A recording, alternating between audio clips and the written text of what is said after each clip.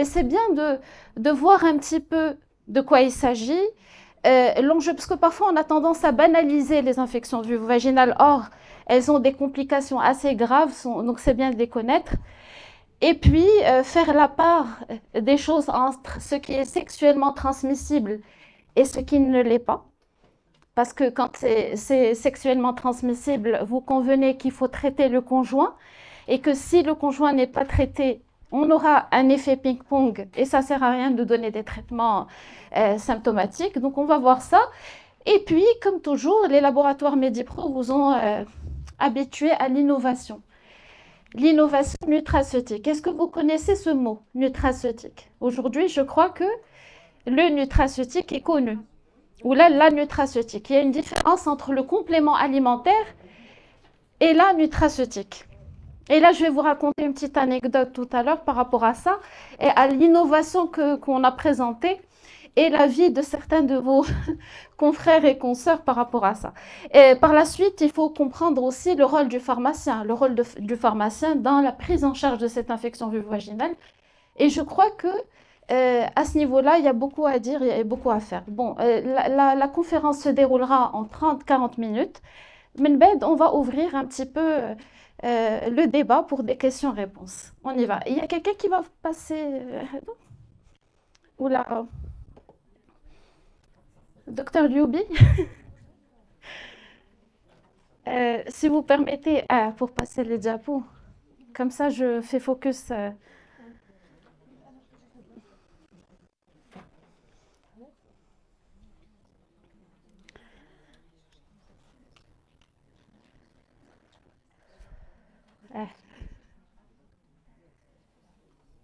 Alors oui, en ce qui me concerne, je suis naturopathe. Enfin, je suis médecin de formation, j'ai entendu.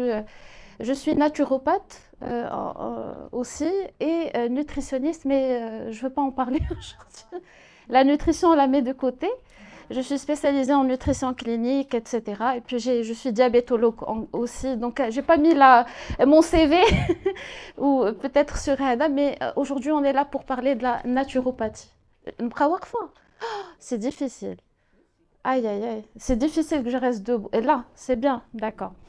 Bon, voilà, je crois qu'on a parlé un petit peu de notre sommaire. On passe. J'ai envie de vous faire un petit rappel par rapport au système ou à l'appareil génital chez la femme. Il faut distinguer deux secteurs microbiologiques, comme on les appelle.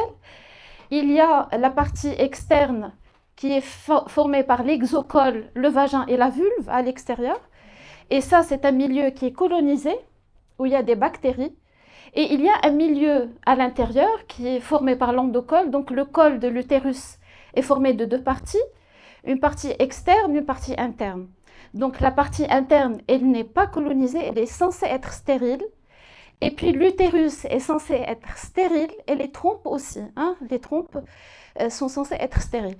Donc finalement, l'appareil génital de la femme est un milieu qui n'est pas uniforme. Il y a un milieu qui est stérile, un milieu qui est colonisé. Quand on dit colonisé, on va essayer de comprendre par quoi. Donc ça va venir. Et puis bien sûr le col de l'utérus qui est là pour faire un verrou, pour verrouiller entre ces deux mondes, l'un qui est stérile et l'autre qui est colonisé. Alors bien entendu, quand on parle de sécrétion, là on est en train de faire des petits rappels qui vont nous servir comme base pour discuter plus tard. Les leucorrhées, donc les sécrétions, leuco ça vient de blanc et ré ça vient de couler en latin. Donc les sécrétions qui coulent chez la femme sont des sécrétions physiologiques. En principe, on les reconnaît parce qu'elles sont laiteuses, opalescentes, et elles sont un peu transparentes. Elles sont peu abondantes. Donc on les juge par quoi? Par la couleur, par la quantité et par aussi l'odeur et le fait que les sécrétions vaginales normales ne doivent pas être accompagnées de signes associés d'irritation ou de gêne. En principe, ça devrait être comme ça. Tout ce qui sort de ce contexte n'est pas physiologique. Nous avons parlé de deux systèmes, l'un stérile et l'autre colonisé. Donc pour la colonisation, on parle d'un écosystème dynamique. Il y a beaucoup de bactéries au sein de notre flore vaginale et ces bactéries sont différentes. Il y en a qui sont commensales, qui sont saprophytes. c'est-à-dire qu'elles sont là naturellement dans le milieu pour nous protéger contre les bactéries pathogènes également présentes. Tant qu'il y a cet équilibre, tant qu'on a une flore homogène qui est assez nombreuse, qui nous défend, on ne devrait pas avoir d'infection vulvo-vaginale. Donc là, pour parler de la flore qui défend le milieu vulvo-vaginal, elle est essentiellement représentée par la flore de Doderlin, et pas que, il n'y a pas que ça, mais c'est Doderlin, c'est le scientifique qui a découvert ces bactéries, et ce sont essentiellement des lactobacilles. Jusque-là, c'est bien. Vous connaissez les éléments HEDO, c'est-à-dire qu'au niveau de notre milieu vaginal, il y a une flore que nous devons préserver parce qu'elle est en train d'assurer une homéostasie, un équilibre. On va essayer de comprendre c'est quoi cet équilibre. Premièrement, cette flore va sécréter ce qu'on appelle des bactériocines et des biosurfactants. C'est quoi HEDO? Ce sont quoi, à votre avis? Ce sont des substances qui vont faire quoi? Bravo, qui vont empêcher la croissance des bactéries pathogènes. Et comment elles vont le faire? Eh bien, avec une action bactéricide, fongicide et antiparasitaire. Ils vont agir comme des antibiotiques, mais des antibiotiques naturels, qui nous appartiennent. D'ailleurs, on les appelle les lentibiotiques. Pour ceux qui ne le savent pas, on appelle les bactériocines des lentibiotiques. Et il y a plusieurs catégories de bactériocines. Donc, ce sont des antibiotiques qui sont totalement, totalement naturels. Vous voulez venir Andy? Non. Je viens. Essayez de... On va... Oui. Je crois que c'est la troisième fois que je fais une conférence ici, et c'est la troisième fois que je constate que c'est... C'est pas grave si vous... Essayez, parce que c'est désagréable de rester... Mettez-vous derrière docteur... Docteur Yomi. Allez, allez. Ah.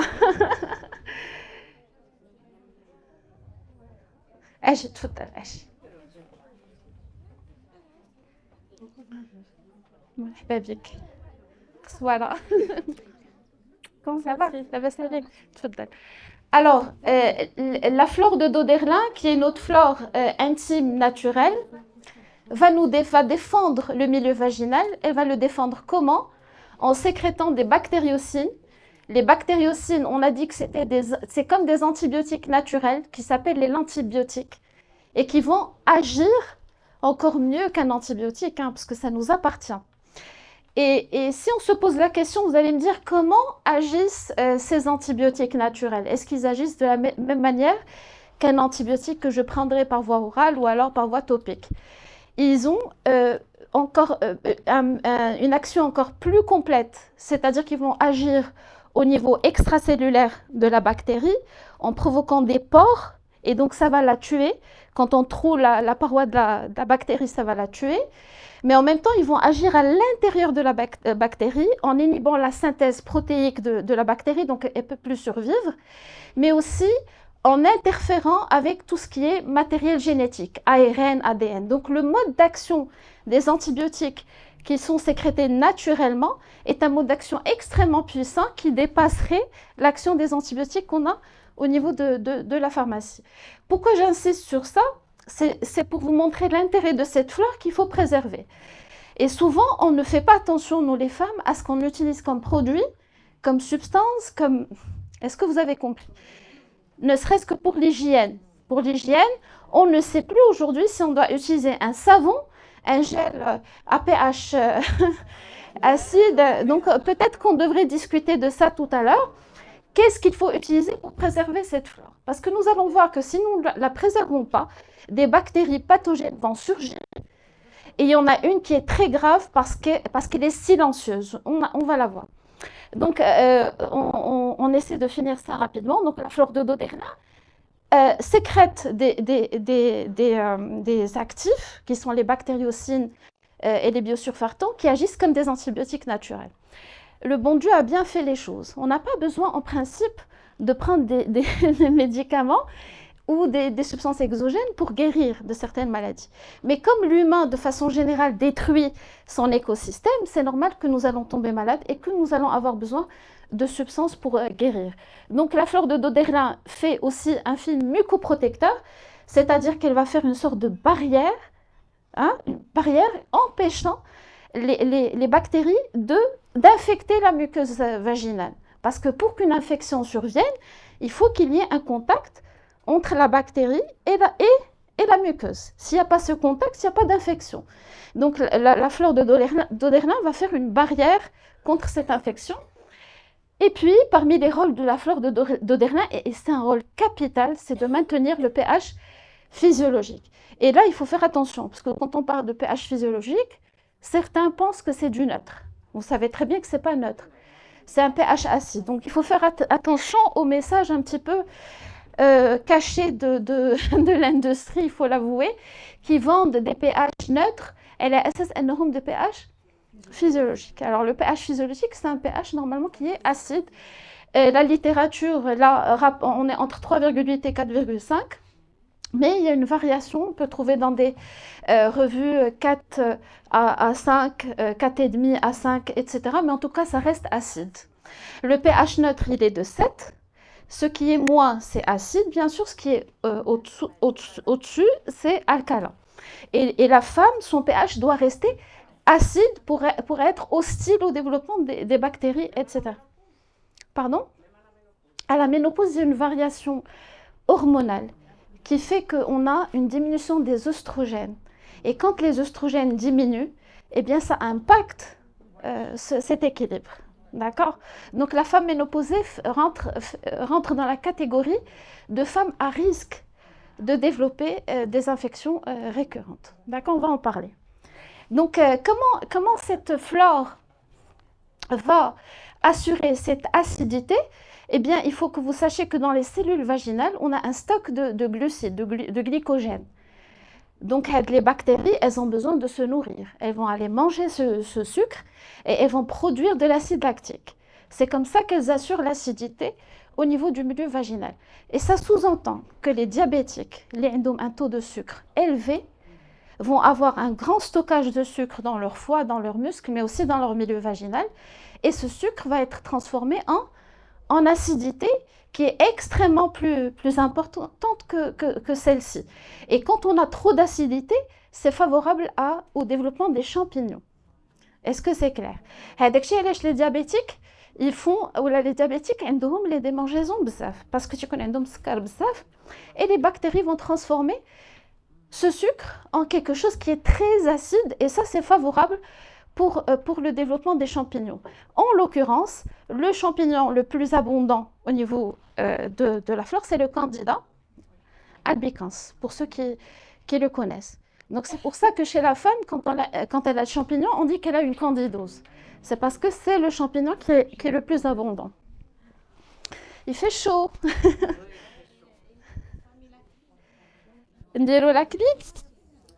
La clim. On va crever. Donc, je préfère crever en transpirant que... Je crois qu'il y a une conférence là. C'est bon, on ouvre. Ah, si. Oui, c'est bon. Alors, on rentre dans la partie dynamique qui sont les infections vulvovaginales.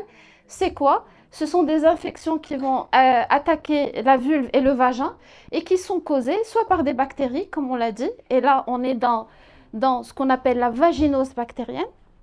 Et la bactérie responsable de ça, c'est le Gardnerella vaginalis, une bactérie extrêmement agressive, mais le problème d'elle, c'est qu'on peut la voir et ne rien sentir. 50% des femmes qui ont la vaginose bactérienne sont asymptomatiques. Donc, elle dit que la bactérie, elle ravage le vagin et la vulve et on ne le sent pas. Alors, la deuxième, c'est les champignons et on a parlé de Candida albicans, c'est la candidose. Et puis, au-delà de ça, là, on est dans des infections qui ne sont pas sexuellement transmissibles. Mais quand on parle de parasites et de Trichomonas vaginalis, c'est une infection qui est sexuellement transmissible. Et je vais vous projeter un tableau qui va vous permettre, j'aurais souhaité l'imprimer et vous le remettre, mais je crois que vous connaissez les éléments pour pouvoir identifier, quand vous êtes dans votre officine, les cas qui se présentent chez vous. Et vous allez voir que c'est très intéressant. Donc, mhm. Mais avant de parler, oui, je vais vous raconter ce qu'il y a ici. Parce que quand on a transformé, c'est le tableau bonus. Quand on a transformé en PowerPoint, c'est parti. On part de la prévalence. Alors la prénom, c'est bon. تيقول لك نتوما باقيين صغار ياك حنا شحال هادي كنا تنقولوا العلم فين في الراس ماشي في فوالا اللي جاو معول على الجابو عرفوا. Alors pour la prévalence, المهم هضرنا على les infections vulvovaginales. On a dit que le champignon, le Candida albicans, va entraîner des candidoses. On a l'impression que les infections fongiques sont fréquentes, parce qu'elles donnent des démangeaisons. Mais en fait, c'est pas vrai. Les plus fréquentes, c'est des infections bactériennes. Elles sont asymptomatiques, donc on n'a pas l'impression qu'elles sont plus fréquentes. Et donc, là, on parle un petit peu du tableau. Le tableau, il est où? La prévalence. Par exemple, si on veut voir un petit peu la prévalence de la candidose, 43% des femmes, et c'est des chiffres marocains, des études qui ont été faites en 2017, sont atteintes de candidose. D'accord? Alors, si vous voulez, 75% des femmes vont faire un épisode au moins une fois dans leur vie. D'accord? Donc, c'est 43% des femmes. Pour la vaginose, c'est un peu moins. La littérature rapporte entre 17 et 23%. Mais pourquoi c'est moins? Parce que, comme je vous l'ai dit, 50% ne vont pas se présenter. D'accord? Donc, on est vraiment dans quelque chose de... Il faut rajouter 50% à ce chiffre que je viens de présenter. Et puis, nous avons le trichomonas, qui est l'infection sexuellement transmissible, qui représente entre 5 à 7% quand même de la population. إلا شفنا الهرم ديال المغرب شنو فيه 40 مليون ديال النسمه شحال ديال لي فام 20 millions. Réfléchissez toujours comme ça en épidémiologie. On est dans 5% quand même de 20 millions. Donc toutes ces femmes-là sont potentiellement porteuses de trichomonas. C'est une infection sexuellement transmissible et qui vient d'un partenaire. Donc je fais aussi de la sensibilisation. Pourquoi? Parce que les infections sexuellement transmissibles, malheureusement, ne viennent pas seules. Quand il y a du trichomonas, il faut chercher autre chose. Il faut chercher le gonocoque, il faut chercher le chlamydia, il faut chercher la syphilis, il faut chercher le VIH. Donc là, vraiment, la conduite, elle ne se fait pas. Que ce soit le médecin, que ce soit... Il n'y a pas le degré de sensibilisation et les complications, on va les voir. Aujourd'hui, au Maroc, on vit un taux d'infertilité et de stérilité qui est énorme. Et on se pose la question à l'âge. Et puis, vous allez voir, dès que la tendance... J'aime pas en parler, TikTok, les suppôts qu'ils mettent. Et ils nettoient un petit peu l'utérus et la femme est tombe enceinte. En fait, c'est un petit peu ça l'histoire. Vous voyez? Donc, il ne faut pas être dupe. Et là, on va revenir à ça. Les symptômes, on revient aux symptômes. Non, la prévalence, c'est bon. On a une autre dose pour la prévalence. Les symptômes, bon, là, je parle de façon générale, mais après, je vais faire un tableau pour distinguer chaque pathologie. Les symptômes, c'est généralement des pertes. Mais quand une femme se présente chez vous avec des pertes, il faut s'attarder à comprendre qu'est-ce qu'elle a, l'odeur d'yelhom, la couleur, est-ce qu'elles sont, quelle consistance, etc. Et puis, surtout, chercher les signes associés.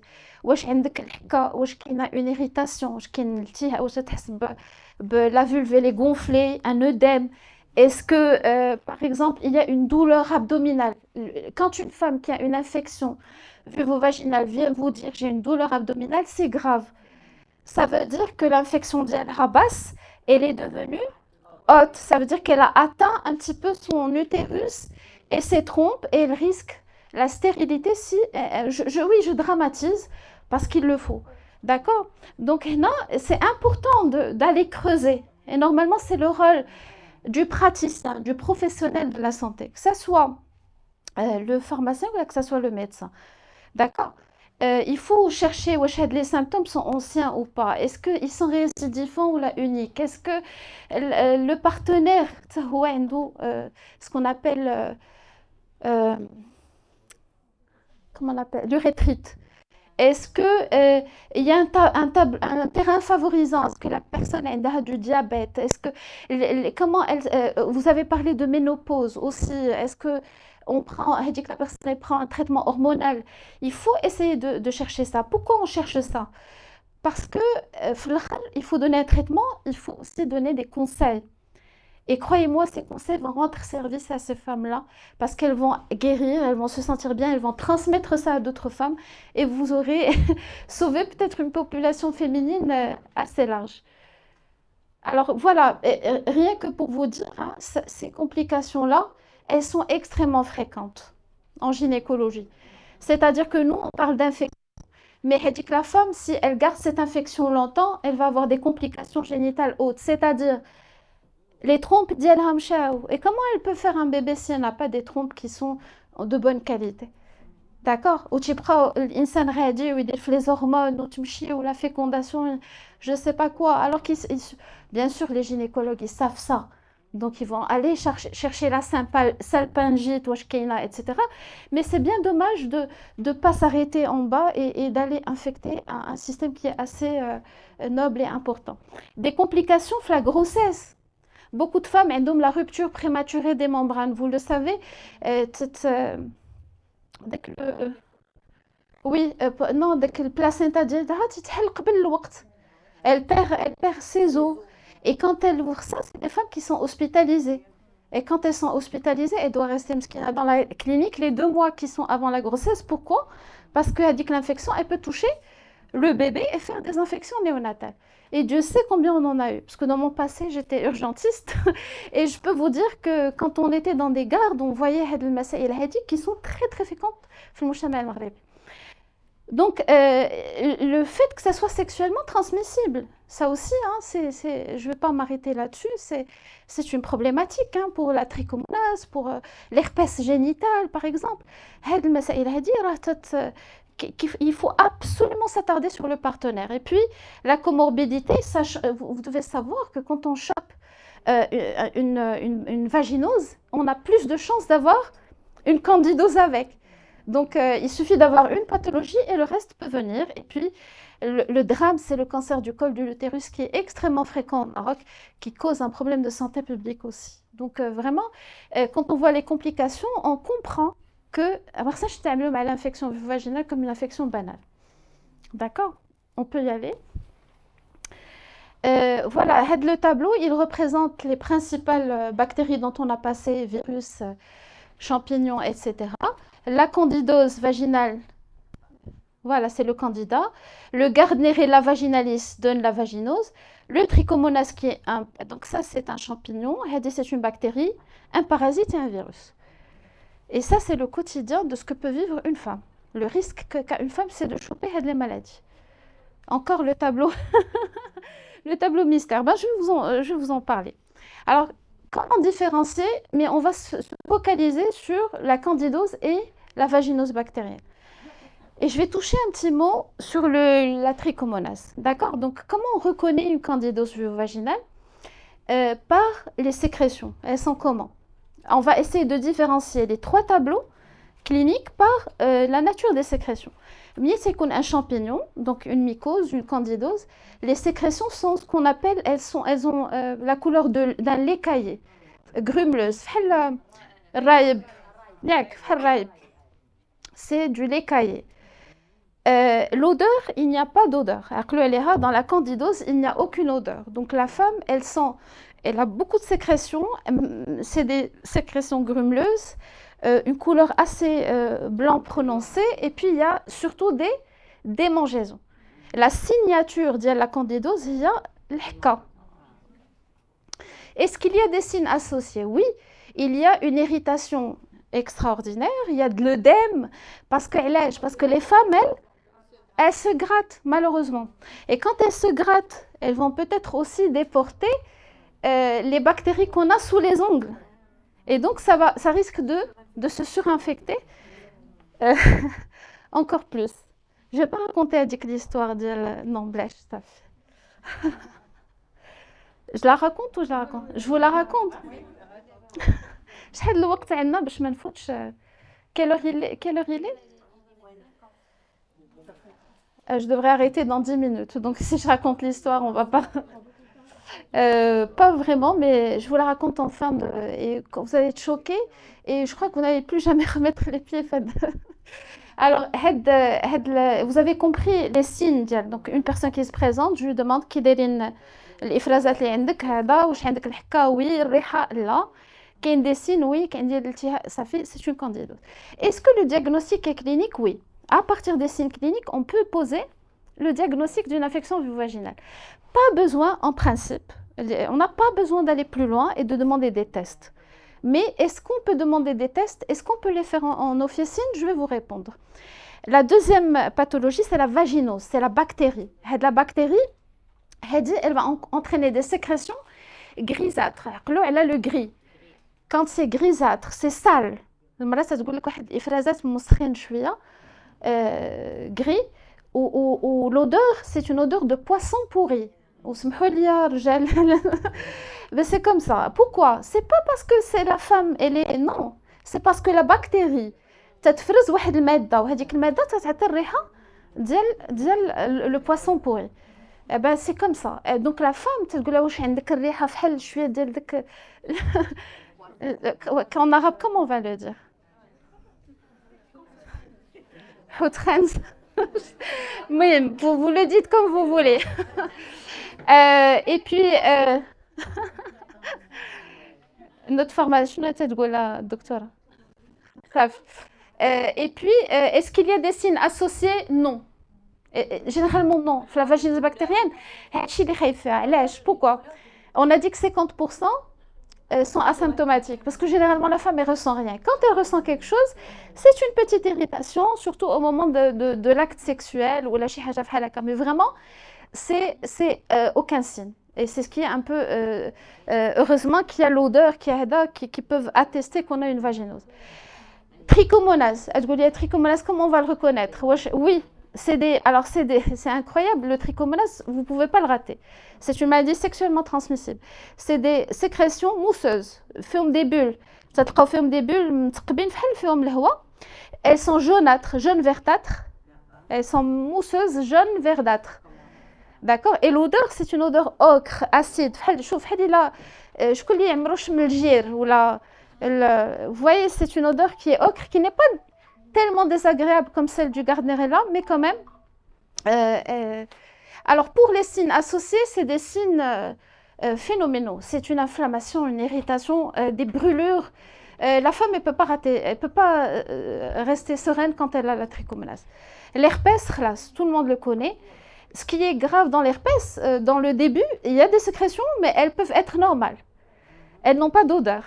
Elles sont claires, parfois il y a du sang. Parfois il y a du sang. Et quand est-ce que la femme commence à les ressentir? Avec les vésicules. L'herpès, c'est comme celui qu'on a imaginé dans son vagin, dans sa vulve. Et là, et ça brûle. C'est quelque chose d'extrêmement brûlant. D'ailleurs, les femmes ne peuvent pas avoir un rapport sexuel pendant la période parce que c'est pratiquement impossible. Et donc, voilà. Vous avez vu que à travers des signes, c'est-à-dire la science, elle vous dit... Le diagnostic, il est clinique. On n'a pas besoin d'aller faire des bilans. Est-ce qu'on doit faire des bilans? Et quand est-ce qu'on doit le faire? Oui, on peut faire par exemple un test de pH, les bandelettes de pH. Les bandelettes de pH, ils ne vont pas m'indiquer quelle bactérie. Il faut savoir que le pH, quand il est trop acide, il est favorable pour le développement des champignons. Quand il est trop alcalin, il est favorable pour le développement des bactéries et des parasites. Et là, vous avez un indicateur, quel gel donner. Quel gel avant donner. Quand j'ai un pH, une mycose, un gel trop acide, je dois donner un pH alcalin. Et quand j'ai une bactériose ou une vaginose, la cliente dit un pH neutre ou acide. Je suis pour le pH neutre, la vaginose bactérienne et la trichomonase. Est-ce que c'est clair? Quand j'ai une candidose, je donne un gel à pH alcalin. Moi, je suis là pour défendre des produits du labo, mais restons éthiques. Donc pH alcalin, mais aussi ملي تيكون عندي la trichomonas وهذا سنعطي un pH qui est neutre. Alors le tableau mystère c'est bon. On n'a pas besoin. Euh, bah oui, voilà. On peut mesurer le pH. Qui nous le test, le test à la potasse, il révèle la vaginose à la potasse. C'est-à-dire, c'est-à-dire et ça donne l'odeur de poisson pourri. Parce qu'elle dit que l'odeur de poisson pourri, elle se révèle plus pendant l'acte sexuel. Parfois, elle n'est pas révélée spontanément. Avec le test, on peut la révéler. D'accord? Alors, par contre, parfois, on a besoin de faire des examens microbiologiques, de faire un microbiogramme. Quand est-ce qu'on le fait? Eh bien, quand on voit que les traitements échouent, la patiente a déjà elle récidive, elle a des signes d'infection haute, ça veut dire quoi? Elle a une douleur abdominale. Une femme qui vient avec une douleur abdominale, on ne joue pas avec ça. C'est bon, hein, ça veut dire que c'est... Il se peut que ça soit rien, que ça soit un ballonnement. Il se peut que ça soit autre chose. Donc là, vraiment, quand c'est haut, il faut orienter vers le médecin. Encore faut-il que le médecin fasse ce qu'il a à faire. Donc, des signes généraux, la fièvre, douleur articulaire, douleur musculaire, c'est l'herpès. D'accord? Donc voilà, dès que vous avez des signes associés, qui ne sont plus en relation avec l'infection vaginale, à ce moment-là, j'oriente. Et puis, bon, idéalement, le prélèvement, on va faire avec l'écouvillonnage et on va envoyer ou là, ça se fait en laboratoire, ou là, ça se fait mieux en laboratoire parce que le temps, chez Oussal et tout, il y a... Pour les biologistes entre vous, ils le sauront mieux que moi. Et puis, on peut carrément demander un microbiogramme, c'est comme l'antibiogramme, pour voir la femme, pourquoi je la traite tout le temps, il y a que une résistance, etc. Et croyez-moi, le taux de résistance, il est extrêmement élevé. Une femme qui a une candidose, elle va devenir résistante au traitement, et ça, c'est prouvé. Il y a une 30% de femmes qui vont devenir résistantes. Encore pire, pour la vaginose bactérienne, 58%, dans le tableau mystère qu'on n'a pas vu, hein, le taux de résistance, il est effrayant. 58% des femmes qui ont une vaginose et qui sont traitées par un antibiotique vont devenir résistantes. Dans les 12 mois, ça vous allez trouver dans toute la littérature. Il y en a qui disent 6 mois, il y en a qui disent 12 mois. À se demander où les traitements l'INA au sein de la pharmacie sont vraiment utiles ou pas. Ils sont utiles, le taux de résistance il est extrêmement élevé. Parce que c'est un milieu qui est particulier. Je crois que voilà, le traitement de la candidose, quand elle est, voilà, c'est des traitements topiques, des imidazolés. Il faut absolument donner un gel lavant à pH alcalin. Il y en a qui disent oui, mais je préfère donner du savon. Je connais le savon. Le savon, je veux bien.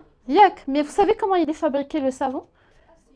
Chauffé, bravo, c'est la soude. Il est fabriqué de soude, d'eau et d'huile d'olive, ou là d'huile de cuisine pour ceux qui n'ont pas de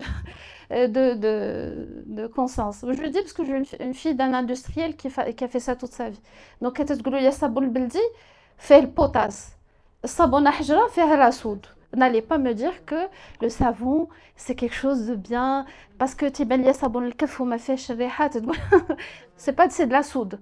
Donc vraiment, moi, j'opte pour les gels lavants parce que quand même, c'est des formulations, vous êtes les mieux placés que nous, médecins, pour savoir que c'est des formulations parfois qui sont saines, qui sont bonnes et qui sont plus adaptées à l'hygiène intime. Parfois, on est amené à traiter par voie orale, bien sûr, quand il y a des récidives, etc. Là, on peut aller. Donc, généralement, c'est un traitement topique, ovule ou crème, un gel adapté, et parfois, on a recours à la voie orale. Mais il faut toujours chercher et corriger les facteurs favorisants, c'est-à-dire les habitudes d'hygiène. Qu'il y a des femmes qui vont commencer justement à utiliser n'importe quoi pour laver, qui vont faire des douches vaginales, des femmes, et d'ailleurs même des médecins, croyez-moi. J'ai tellement de choses à vous dire, j'essaie de sélectionner. كان واحد طبيب واحد لو باتلان تيربح الفلوس غير بعد تيقول ماشي نغسل لك الوالده ما في خبركمش بون تياخذ ديك لابوا كونيس ديك لابوا تعمرها بالبيتادين بيتادين والماء هذا وتغسل لهم الوالده. Alors ça c'est la douche vaginale qu'il faut vraiment éviter. Pourquoi? Parce qu'on déporte عرفتي داكشي كان l'utérus هاني مع راسو جيتي et tu l'as vraiment douché, Nit. Alors bon, voilà, il faut éviter. Et même les médecins qui, peut-être ma canouche a fait, Allah yadihom, mais ils faisaient ça. Alors voilà, il faut corriger les choses parce que les femmes ما عارفينش ou كاين اللي تيدير الحاجة هو ما عارفاش. Il faut vraiment essayer de dire qu'il faut la. D'ailleurs, on a des conseils, je vais vous les projeter plus tard pour voir qu'est-ce qu'il faut conseiller à ces gens-là. Pour la vaginose, c'est du métronidazole, vous le savez, c'est du flagile, 2 grammes en monodose ou bien 500 mg 2 fois par jour durant 7 jours. Un gel lavant à pH neutre. Et là aussi, il faut éviter les douches, les pratiques sexuelles à risque. C'est vrai que la vaginose n'est pas une infection sexuellement transmissible, mais elle peut, voilà, l'être si la personne n'est pas sage. Il faut rappeler les règles d'hygiène. Rincer et sécher la région anale d'avant, ça vous le savez, d'avant en arrière. D'avant en arrière.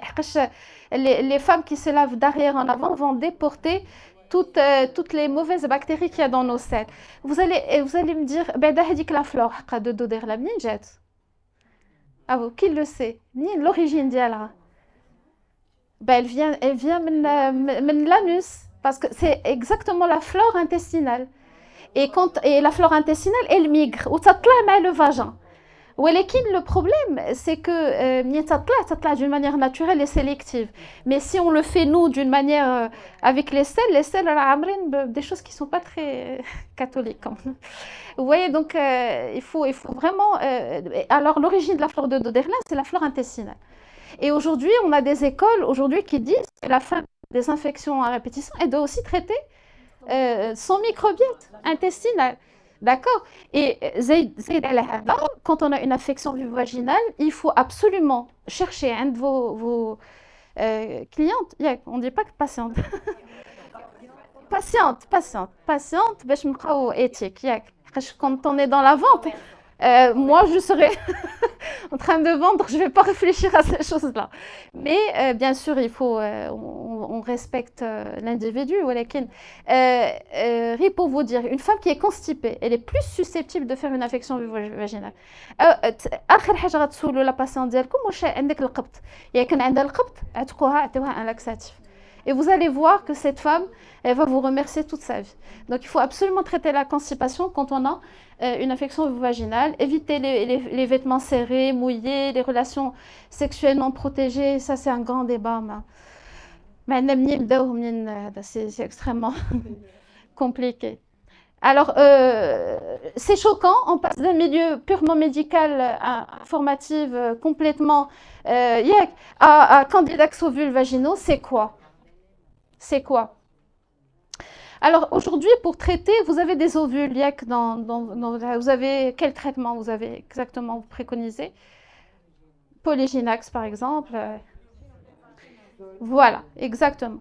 On a l'habitude. Est-ce que c'est un bon traitement? Il semble efficace parce qu'il soulage. Par quel mode d'action il agit? Par une action locale. C'est-à-dire, c'est quoi le mode d'action des ovules vaginaux qu'on a dans nos pharmacies? C'est des antibiotiques. Vous voyez, c'est des antibiotiques, donc ils vont avoir une action bactéricide, fongicide, virucide, etc. Est-ce qu'ils ont d'autres actions? Non. Par quel mécanisme d'action ils vont détruire les bactéries? C'est les questions qu'il faut se poser. Par quel mécanisme d'action ils vont détruire en les désintégrant? Vous vous rappelez quand je vous ai dit que les fameux l'antibiotique ou la bactériocine naturelle d'INA vont avoir plusieurs modes d'action pour détruire les agents pathogènes de l'intérieur, de l'extérieur. Les antibiotiques ont un mode d'action limité. Ils vont détruire la bactérie, mais ils ne vont pas agir à l'intérieur, sur le matériel génétique, sur la synthèse protéique, ils vont pas vous voyez, donc le mode d'action de l'homme, il est limité, c'est pour ça qu'il y a 58% de récidive. Et je ne dis pas ça pour vendre ce produit, je dis ça, c'est pas pour vous préconiser de le prêt, mais pour vous mettre devant une éventualité. J'ai un traitement, il est efficace, mais on n'est pas en train de dire qu'il n'est pas efficace. Il y a une résistance, elle lèche. Ça veut dire que ma catch, il n'est pas capable de suivre la modification des bactéries dans le temps, qui commencent à acquérir de nouveaux moyens de défense contre les antibiotiques. Et donc, c'est l'antibiorésistance. Très bien. Donc, que nous propose Medipro à travers Candidax Ovule? C'est un produit qui existe à l'étranger. Il a le statut de dispositif médical et non pas de complément alimentaire. Voilà, c'est vraiment un dispositif médical. Il existe sous un autre nom à l'étranger. Et donc, on a eu la chance de l'avoir parce que c'est le premier de son genre. Je nous fais, on peut. Il y a un mélange de ferments tendalisés qu'on appelle l'immunoblend. Vous avez à votre disposition dans les sacs, et pour vous le dire, j'ai peur de l'oublier, qui vont vous être remis des TAP, des tirés à part, des études cliniques qui ont été réalisées sur le produit. D'habitude, on présente des études cliniques sur les actifs. Le produit a une étude clinique qui prouve son efficacité. Et pour vous dire qu'on est à votre disposition plus tard, peut-être pour des échanges dans ce sens. Les ferments tendalisés, c'est quoi? C'est notre flore de Doderna que le laboratoire de recherche a pris et ils l'ont tendalisé. Vous connaissez le mot tendalisé? Alors, le mot tendalisé, c'est quoi? C'est un processus qui se passe en 2 étapes. Le processus. Alors, vous prenez la flore, vous la fermentez. Là, il faut la fermenter pour la multiplier. Quand elle se multiplie, ça se fait frise. Qu'est-ce que ça produit? Les bactéries aussi et les surfactants, les données. Après la fermentation, elle va amplifier. Après, ils font subir à cette flore un système de chauffage à température bien contrôlée. Quand la bactérie se sent agressée, qu'est-ce qu'elle fait? Elle commence à produire des moyens de défense. Donc, elle tire tout le pot. Parce que quand on peut prendre ces bactéries, vous allez me dire, mais on a les symbiotiques pour prendre des ferments tendalisés. Les symbiotiques, ma kharjouch كل ما عندهم. Vous voyez ce que je veux dire? Alors, quand ils font la tendalisation, les bactéries vont sortir tout ce qu'elles ont et ils vont les figer. C'est-à-dire qu'après ça, c'est comme si on n'en a plus besoin. Les bactériocides les feront et les biosurfactants. Et c'est ça l'immunoblend. C'est une technologie qui est extraordinaire. Et avec ça, on a les antibiotiques dont je vous ai parlé. Ce sont carrément des antibiotiques naturels, des antiviraux, des antiparasitaires et des antifongiques. D'accord? Et puis, on a le Saint-Fiber, qui est une gomme de goire, mais elle est particulière. Elle va faire une sorte de film muco-protecteur. Vous vous rappelez tout à l'heure, quand j'étais en train de parler de la flore de Doderlin, je vous ai parlé de ça. Donc, finalement, à travers ce produit, on reprend les mécanismes naturels de défense sans avoir utilisé des antibiotiques de synthèse qui, par la suite, de toutes les manières, vont devenir inefficaces. Donc, on reproduit avec le film la barrière. Donc, la bactérie, même si elle est là, elle ne va pas pouvoir s'attacher à la muqueuse pour faire une infection. Vous allez me dire, c'est trop beau pour me préférer. Heureusement qu'il y a une étude clinique pour prouver ça, parce que je n'aurais pas le prouver moi-même. Et puis, Calendula officinalis, vous la connaissez, c'est le Souci officinalis. Vous savez que toutes les plantes qu'on a sont titrées standardisées, c'est-à-dire que le laboratoire fabricant. La plante, non, c'est vraiment l'extrait, l'actif qui est titré. D'accord? C'est-à-dire que en réalité, je n'ai pas besoin de toute la plante. Parce qu'elle a des propriétés et même parfois des actifs qui peuvent être nocifs. Et le fait de titrer, c'est prendre juste l'actif dont j'ai besoin. Vous souffrez. Vous êtes en souffrance avec les gens derrière. C'est dommage. Ça va, vous allez bien. Vous avez bien capté. Super, merci pour le pouce. Donc Candidax Ovule, c'est quoi finalement? Quelle est votre perception de ce produit maintenant quand je vous annonce là? C'est l'immunoblend, c'est-à-dire que j'ai pris toutes les substances qui ont le potentiel bactéricide, fongicide, etc. J'ai pris un produit qui va faire une barrière et j'ai une plante qui va enlever tout ce qui est irritation, démangeaison et avoir un effet apaisant. Reconstitue la flore. Vous savez, si je dois vous projeter les diapos pour expliquer, ça va nous prendre une demi-journée. Là, pour vous dire le mécanisme d'action, comment il est, on va rester là une demi-journée, vous allez être bluffé, vous allez dire c'est trop beau pour être vrai. Le forum, les pharmaciens d'ailleurs, des pharmaciens se partagent le produit actuellement. Et je la comprends, je la comprends. أنا يقولوا لي هادشي ما نطيقش. قالت لهم Ils disent qu'ils sont mieux que Polyginax. Je suis dégoûtée. Non, mais voilà, maintenant que vous comprenez de quoi il s'agit, vous n'êtes plus dégoûté, hein, vous savez que c'est un traitement. euh, alors, on y va, on va y aller. Alors voilà l'immunoblinde, les actions diallo, le sanfibère, les actions et le calendula. Et puis, il rééquilibre le pH. C'est quoi rééquilibrer le pH? Vraiment, il y a un mécanisme, et là, si on s'attarde dessus, on va rester trop longtemps ici. Donc, il permet de ramener le pH vers l'acidité physiologique. Euh, alors, on commence, c'est une ovule par jour pendant 5 à 7 jours. C'est vrai que, bon, on a deux boîtes, une boîte de 5, une boîte de 10. Si la patiente nécessite d'aller jusqu'à 10 jours, on lui donne jusqu'à 10 jours.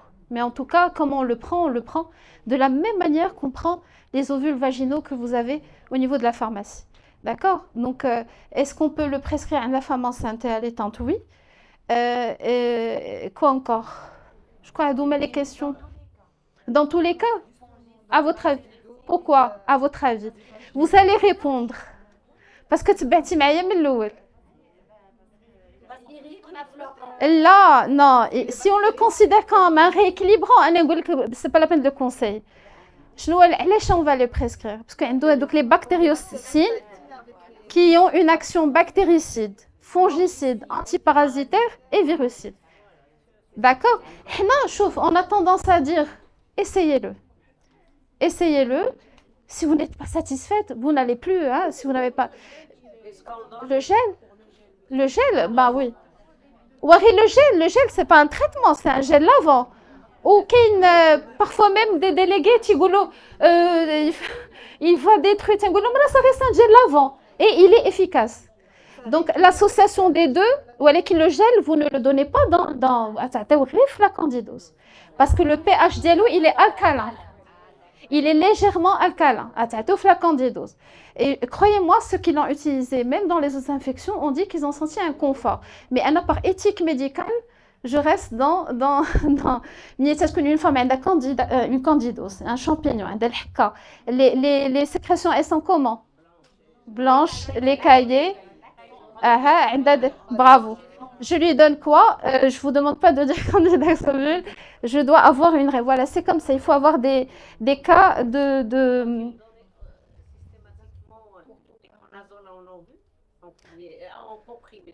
On peut, bien sûr, on peut l'associer. Chauffe, la récidive. Sincèrement, première récidive, on ferme les yeux. Deuxième récidive, il faut envoyer la patiente voir là. Je sais pas. Aujourd'hui, les femmes, elles hésitent à aller payer 300 balles ou 600 dirhams pour Donc, voilà, c'est ça un peu. Pour moi, je suis médecin, c'est une réalité. Aujourd'hui, pour moi, vraiment le professionnel de santé, c'est pas pour vous flatter, qui aujourd'hui s'inscrit dans l'air du temps, qui est accessible, on vous paye pas de consultation. Yeah, et pourtant. Donc, je crois qu'aujourd'hui, il faut miser sur la médecine d'aujourd'hui, doit miser sur ça d'abord. Après, le médecin restera peut-être. Aujourd'hui, pour moi, le pharmacien, c'est le médecin généraliste. Hein. Donc, pourquoi ne pas avoir voilà, une certaine psychologue, ça oui. Alors là, ah, il y a une question?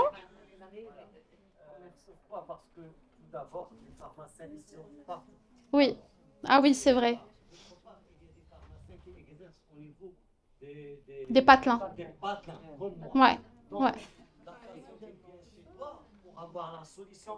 Exact, exact.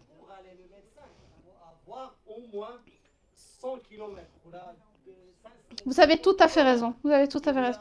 Et encore faut-il le trouver. Chauffe. Voilà. Voilà, voilà, voilà. Hmm. Oui, madame. Candidax ovules vaginaux. Comme c'est un dispositif médical, est-ce que c'est exclusif pharmaceutique ou pas? Ah, vous savez, la stratégie de Medipro, c'est une stratégie exclusivement pharmacie. Vous le savez, aujourd'hui, Medipro n'est plus. Medipro existe depuis 24 ans.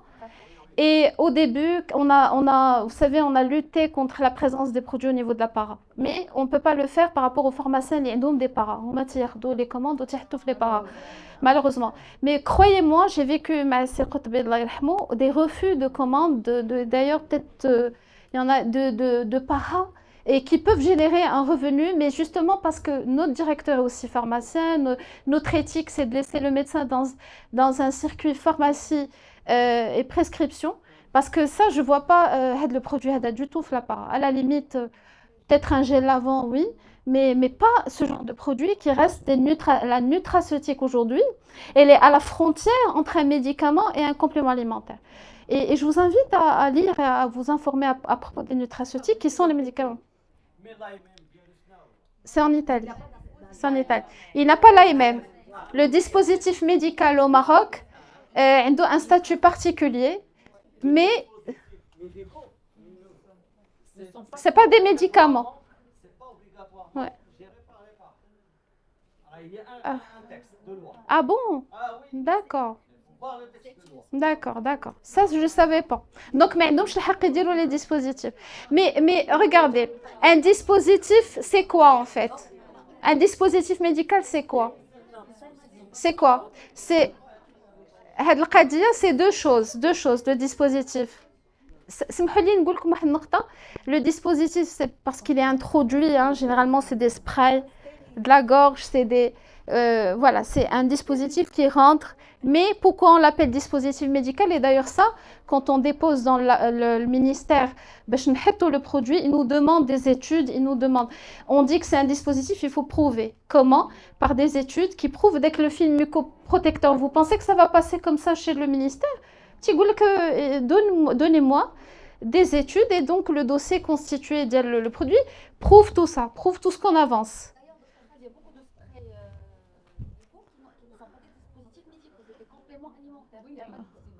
Une grande différence.